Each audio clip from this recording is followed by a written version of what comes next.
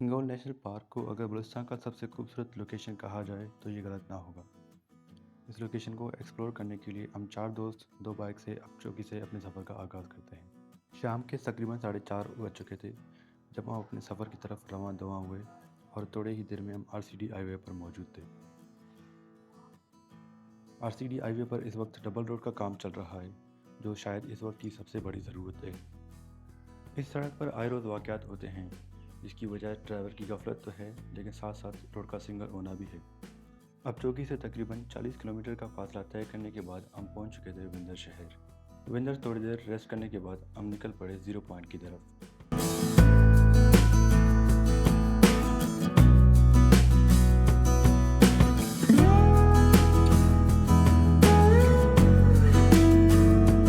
जब हम zero point पहुंचे तो यहाँ 10 से 15 मिनट के ब्रेक के बाद आगे की तरफ अपने सफ़र को जारी रखा, जहाँ हमने तकरीबन 10 किलोमीटर के बाद एक होटल पर चाय के ब्रेक के लिए रुके।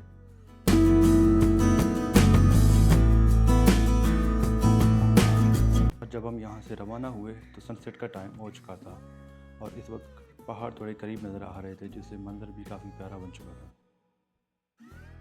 रात के तकरीबन 9 बजे हम कुन मनीर पहुँच चुके थे, लेकिन लाइट ना होने की वजह से हम कुछ रिकॉर्ड नहीं कर पाए।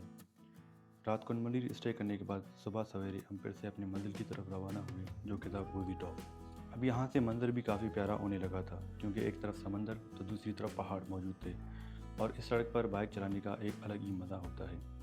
और यहाँ क्योंकि इतनी ज़्यादा आबादी नहीं, तो जिसकी वजह से समंदर काफ़ी साफ़ भी है।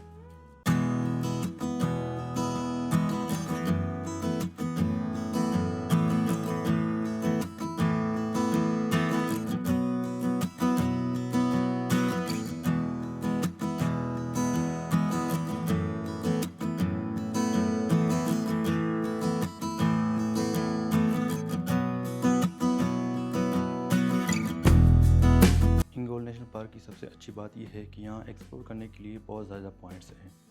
कुनमंडी से तकरीबन 10 से 15 किलोमीटर का फासला तय करने के बाद आप पहुँच जाते हैं गोल्डन बीच, और गोल्डन बीच से मज़ीद 7 से 8 किलोमीटर के बाद आप पहुँच जाते हैं प्रिंसेस ऑफ होप, और वहाँ से मज़ीद 7 से 8 किलोमीटर का फासला तय करने के बाद आप पहुँच जाते हैं बुजी पॉइंट, जो कि इस लोकेशन का सबसे टॉप पॉइंट भी है।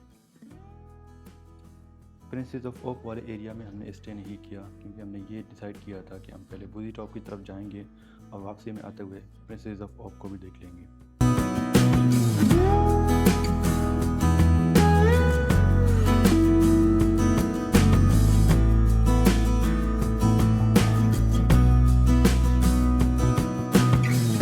जब आप प्रिंसेस ऑफ ओक वाले एरिया में पहुंचेंगे तो पहले आपको एक और स्ट्रक्चर नज़र आएगा, जिसे दी स्फिनिक्स ऑफ बलूचिस्तान कहा जाता है। और ये स्फिनिक्स जो कि इजिप्ट में मौजूद है, उससे काफ़ी मुमासलत भी रखता है, मगर इसमें फ़र्क ये है कि ये कुदरती तौर पर बना हुआ है। इस वक्त हम बुजी टॉप के काफ़ी करीब थे, और बुजी टॉप के करीब पहुंचने के बाद नज़ारा और भी प्यारा होने लगता है। बुजी टॉप में मकान कोस्टल हाईवे का एक पैनोरामिक व्यू भी मिलता है।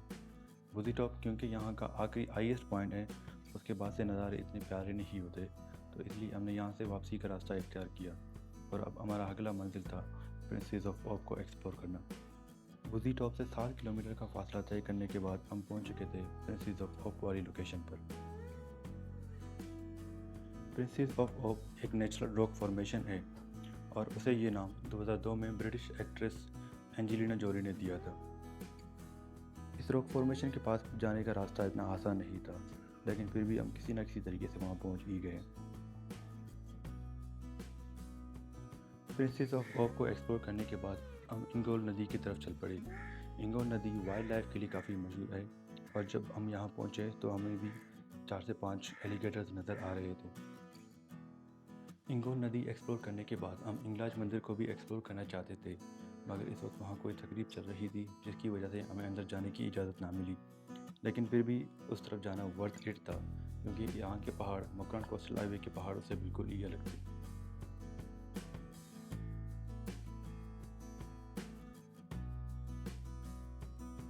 इंगोल नेशनल पार्क अच्छी तरह एक्सप्लोर करने के बाद हमने 50 किलोमीटर का फासला मज़ीद तय करके हम पहुँच चुके थे चंद्रागुप मड वोल्केनो।